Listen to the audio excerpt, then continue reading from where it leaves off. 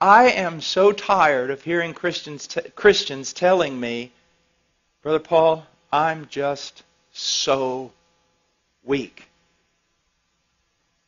And you say, well, Brother Paul, you started your sermon saying you were weak. So why can't we say it? Well, I want you to understand the phrase and the context of it. First of all, you're not weak. And I can prove it to you. In the last week, W-E-E-K, how much time did you spend grasping and striving to know God and His Word, and in prayer, knowing that apart from God and His work on your behalf, you weren't going to be able to make it? Oh, see, it's really easy to say, I'm so weak. Your problem is not that you're so weak. Your problem is that you think you're strong. And I can prove it by just looking at your devotional life. Do you see? Our problem is not that we're too weak. Our problem is that we do not recognize our weakness. Do you see that? That's why the men and women that have been most used of God throughout Christian history seem to have only one thing in common, a recognition of their weakness. Now, here's what I want to show you, and it's so, so important. Weakness is not a hindrance to power. Weakness is the catalyst to spiritual power. The problem is wrong response.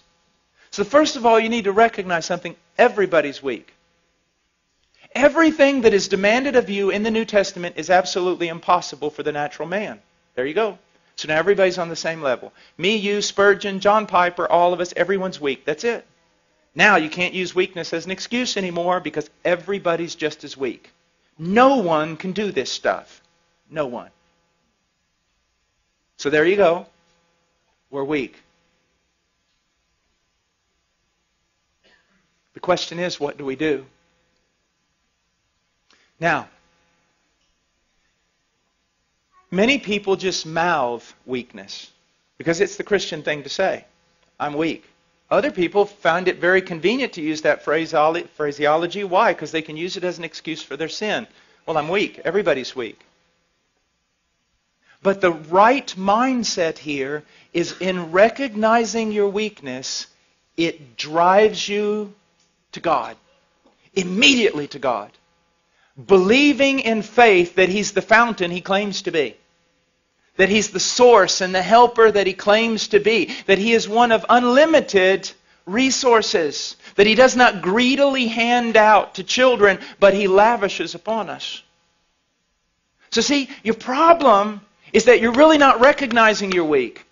Or you recognize you're weak, but you just stay there in your weakness. The thing is, your weakness ought to drive you to God every time. But here's a problem. Let's enter in with your heart condemning you and Satan helping your heart condemn you. See, I have found so many people. I saw someone last night and I dealt a long time with them. Precious little girl. She recognized her weakness. She recognized her frailty. She recognized her sin. She recognized there were some things in her life she couldn't overcome right now. But here was her problem. She would see her sin, and because of the work of the devil and sometimes our own heart condemning us, she would put herself in the penalty box every time that she sinned. Well, you can't go to God right now. You can't just keep running back to Him. I mean, you sinned yesterday and you repented and asked for forgiveness. Now you've done the same exact thing today. I mean, you run back to Him, you're just a hypocrite. You don't appreciate God. You don't have a high view of God. What do you think? God just hands out pardon to everyone? And isn't that what we do? And isn't that what we think? We sin, a sin that we've already sinned and already repented of, and because of it we think we need to put ourselves in a penalty box for a little while, at least a couple of days, and try to work our way back into favor before we come to God. Because if we think, actually, you mean if I go back every time I do this, just immediately, not only going back and asking for forgiveness, but expecting forgiveness, isn't that hypocrisy? Isn't that a low view of God? Isn't that treating God as a forgiveness machine? No, it's being biblical. It's what poverty of spirit is supposed to do to us. Now again, I'm not preaching this, hopefully, to unconverted church people who are going to say, wow, if God's that good, I'll sin all the time and just go back and ask for forgiveness. Hopefully I'm not talking to people like that. Hopefully I'm talking to genuine Christians who really want to be something they are not yet.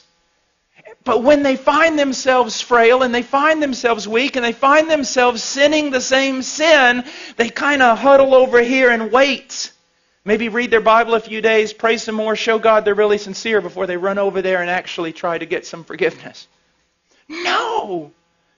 One of the great joys of my life is when I discovered that the moment I sin the sin I always sin, my first response ought to be to latch a hold of Christ. And not beggarly, not thinking, oh, here I am, you ought to strike me down. But no, I latch a hold of Christ saying, I believe your promises.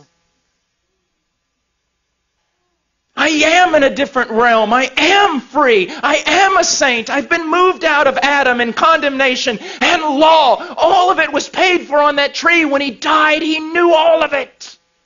He forgave all of it. I'm free. It's absolutely spectacular.